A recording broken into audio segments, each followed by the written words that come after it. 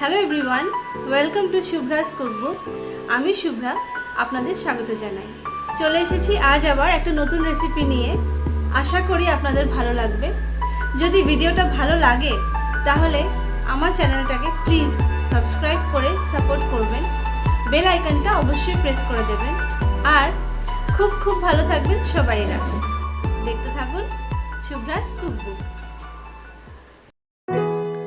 আজকে বানাবো রুই মাছের ঝোল। এই রেসিপিটা সবার জানা চেনা, সবার প্রিয়, নানা রকমভাবে করা যায়।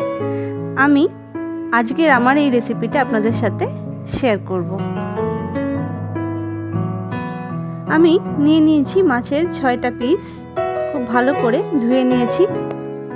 একটা বড় সাইজের পেঁয়াজ কুচি করে নিয়েছি, একটা বড় টমেটো কুচি করে নিয়েছি, লাগছে ধনে পাতা কুচি। আমি একটা কাঁচা লঙ্কা দেব, আপনারা আপনাদের স্বাদ বুঝে ঝাল দেবেন। নুন আর হলুদ মাখিয়ে 15 মিনিটের মতন মাছগুলোকে আমি ম্যারিনেট করে রাখছি।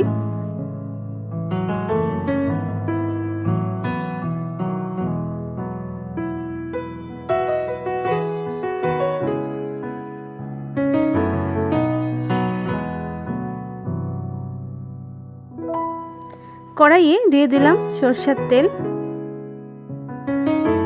এবার মাছগুলোকে আমি এপিট ওপিট করে ভালো করে ভেজে নেব।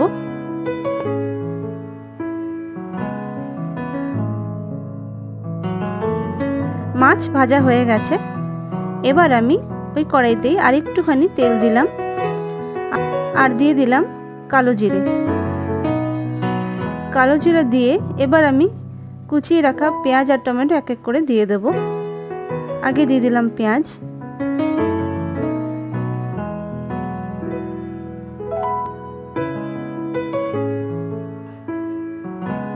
পেঁয়াজটা ভাজা ভাজা হয়ে গেলে তারপরে আমি এর মধ্যে অ্যাড করে দেব কুচিয়ে রাখা টমেটো।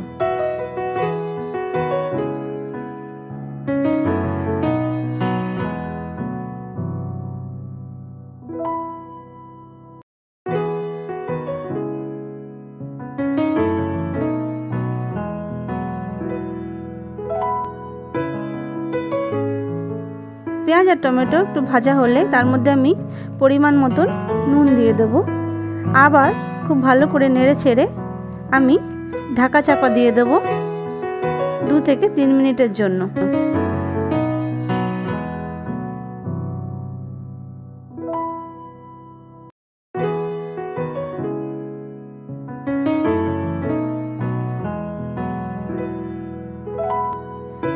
পেঁয়াজ আর টমেটো যখন ভালো মতন ভাজা ভাজা হয়ে যাবে, আমি হাফ চামচের মতন হলুদ গুঁড়ো অল্প একটু জলে গুলে কড়াইয়ে দিয়ে দেব।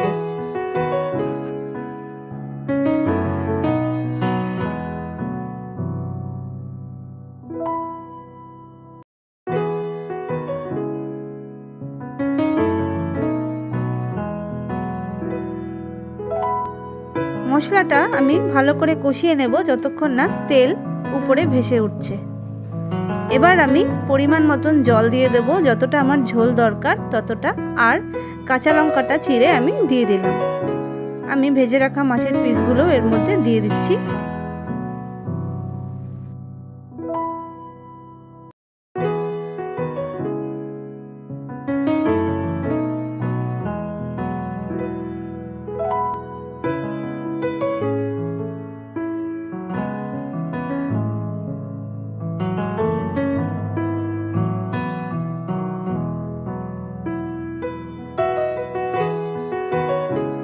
এবার ঢাকা চাপা দিয়ে এই ঝোলটা ফুটতে দেবো আমি 5 থেকে 7 মিনিটের জন্য, যতক্ষণ না ঝোলটা একটু ঠিক হয়ে আসছে ততক্ষণ ঢাকা চাপা দিয়ে আমি এটা ফুটতে দিচ্ছি। ঝোলটা হয়ে এসছে, আমি নুনটা চেখে আরেকটু নুন দিয়ে দিলাম। এবার নামানোর আগে আমি কুচিয়ে রাখা ধনে পাতাটাও অ্যাড করে দেব। ধনে পাতা দিয়ে 1 মিনিটের জন্য হাই ফ্লেমে ফুটিয়ে আমি ফ্লেমটা বন্ধ করে দেবো।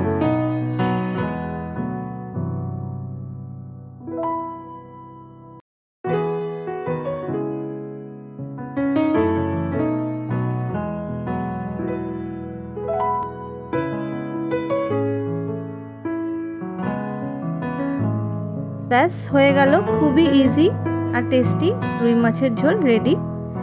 এই রুই মাছের ঝোল নানা রকমভাবে করা যায়, আগেও বলেছি। এইটা ছিল সবচেয়ে ইজি ভার্সন, কিন্তু খেতে দারুণ টেস্ট। আশা করি আপনাদের ভালো লেগে থাকবে। এরকমই নানা রকমের নানা ধরনের রেসিপিস দেখতে হলে আমার চ্যানেলটাকে সাবস্ক্রাইব করবেন। খুব ভালো থাকবেন সবাইরা, আর দেখতে থাকবেন শুভ্রাস কুকবুক।